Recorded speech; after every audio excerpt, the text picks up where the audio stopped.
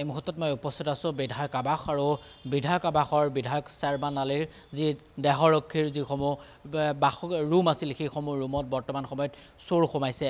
চোৰে প্ৰায় 16,000 টকাতকৈ অধিক টকা আৰু বিভিন্ন ধৰণৰ নথি পত্ৰ লৈ গৈছে। মোৰ লগত ভিডিঅ' জাৰ্নেলিষ্ট ৰাকেশ আছে। ৰাকেশে NKTV দৰ্শকসকলক দেখাব কালিৰ দিনটোত বিধায়ক চেয়াৰমান আলী তেওঁ নিজা সমষ্টিলৈ গৈছিল আৰু সেই নিজা সমষ্টিলৈ যোৱাৰ সময়তে তেখেতৰ যি দেহৰক্ষীৰ দুগৰাকীৰ এই কোঠাটোতেই থাকে আৰু এই কোঠাটোৰ প্ৰায় 16,000 টকা আৰু বহুতো নথি পত্ৰ লৈ গৈছে। মই পোনে পোনে তেওঁলোকৰ লগত কথা পাতিবলৈ চেষ্টা কৰিম আৰু বিধায়ক আৱাসতেই কিন্তু আজিৰ তাৰিখত নিৰাপত্তাহীনতাত ভুগিবলগীয়া হৈছে। বিধায়ক আৱাসতেই কিন্তু আজিৰ তাৰিখত চোৰ হয় এনেধৰণে এইটো তলা এই মুহূৰ্তত ৰাকেশে দেখাব। এইটো তলা ভাঙি এনেধৰণে লৈ গৈছে। তেওঁলোকৰ নিজৰ সমষ্টিলৈ গৈছিল আৰু চেয়াৰমান আলীৰ আহমেদৰ যি তেওঁলোক ব্যক্তিগত যি দুগৰাকীকৈ সহায়ক দেহৰক্ষী সেই দেহৰক্ষীৰ দুগৰাকীৰ বৰ্তমান সময়ত বিভিন্ন ধৰণৰ নথি পত্ৰও তেখেতৰ লৈ গৈছে বুলি জানিব পৰা গৈছে। ইতিমধ্যে মই কৈছোঁৱেই বৰ্তমান সময়ত মই বিধায়ক আৱাসত আছোঁ আৰু বিধায়ক আৱাসতেই কিন্তু আজিৰ তাৰিখত নিৰাপত্তাহীনতাত ভুগিবলগীয়া হৈছে। মই আপোনাৰ কাষলৈ আহিছোঁ। কেতিয়া গোটেই ঘটনাটো সংঘটিত হৈছিল আৰু কি কিনিছে? এইটো আছোঁ কি আমি ইলেকশ্যন কেম্পিঙৰ কাৰণে আপুনি ধুবুৰী গৈছিলোঁ। ৰাতি 9টামান বজাত আমাৰ ড্ৰাইভাৰ আছিল একাত আমিৰ আলীয়ে যে আমাক খবৰ দিলে যে PSO ৰুমটো অ'পেন হৈ আছে। তেতিয়া PSO ক'লে নাই আমাৰ ৰুমটোত আমি তালা মাৰি থৈ আহিছোঁ। তেতিয়া সি ভালকৈ তাক চাব দিলে। সি চাই পিনে চালে যে তলা ভাঙি ভিতৰত সিহঁতৰ বেগ আছিল আৰু কিবা কিবি বস্তু আছিল সেইবোৰ মানে লৈ গৈছে কোনোবাই।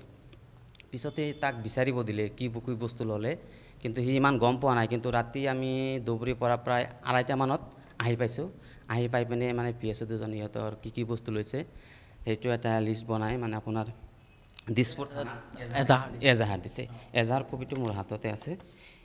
ইয়াতে উল্লেখ কৰা মতে আপোনাৰ এটা মেগাজিন আছিল যাৰ ভিতৰত আপোনাৰ 20টা গুলি আছিল। লগতে আপোনাৰ সিহঁতৰ দুজনৰ আনুমানিক 16,000 মান টকা আছিল।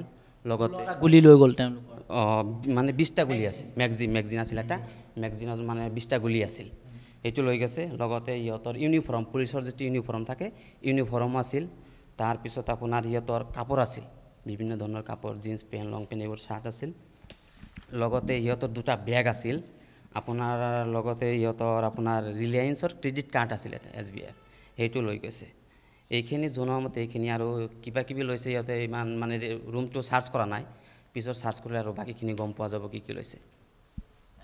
আপুনি যেতিয়া গোটেই ঘটনাটো দেখিছিলে কিমান সময়ত দেখিছিলে গোটেই ঘটনাটো আৰু বিধায়ক আৱাসতে আজি তাইখত নিৰাপত্তাহীনতাত ভুগিবলগীয়া হৈছে দেহৰক্ষী? মই মহম্মদ আমিৰ আলী কৈছোঁ। মই চেয়াৰমান আলী আহমেদ ছাৰৰ ড্ৰাইভাৰ। মই যেতিয়া 9টা ঠিক 5 মিনিটমান আগতে সোমাওঁ ইয়াতে মই চাওঁ ৰুমটো খোলা আছে। খোলা থকা দেখা পাই কিনে মই ফটো মাৰি কিনে মই লগে লগে আমাৰ PSO আনোৱাৰক কল কৰিলোঁ যে আপোনালোকৰ ৰুমটো খোলা আছে। তেতিয়া ই মোক ক'লে যে চোৱাচোন ৰুমটো ভিতৰত কিবা কানি আছে না লৈ গ'ল আৰু এইটো লক কৰা আছে না ই লৈ গ'ল। পাছত মই চালোঁ নাই এইটো ভাঙি কিনে এই বিছনাত পৰি আছে। তালাটো ভাঙি কিনে বিছনাত পৰি আছে।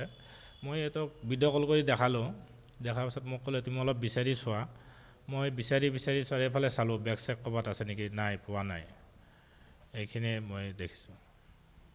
এই মুহূৰ্তত মই ইতিমধ্যে কৈছোঁৱেই কালিৰ দিনটোত বিধায়ক চেয়াৰমান আলী নিজা সমষ্টিলৈ গৈছিল। সমান্তৰালকৈ ধুবুৰী সমষ্টিত 3য় পৰ্যায়ৰ যি নিৰ্বাচন সেই নিৰ্বাচনৰ উপলক্ষে তেখেতে নিৰ্বাচনী প্ৰচাৰ চলাবলৈ গৈছিল আৰু তাৰ পাছতেই এই যিটো কোঠা এই মুহূৰ্তত মই উপস্থিত আছোঁ বিধায়ক আৱাসৰ এই কোঠাটোৰ পৰাই কালিৰ দিনটোত চুৰি কাণ্ড সংঘটিত হৈছে। প্ৰায় 16,000 টকাতকৈ অধিক টকা লৈ গৈছে।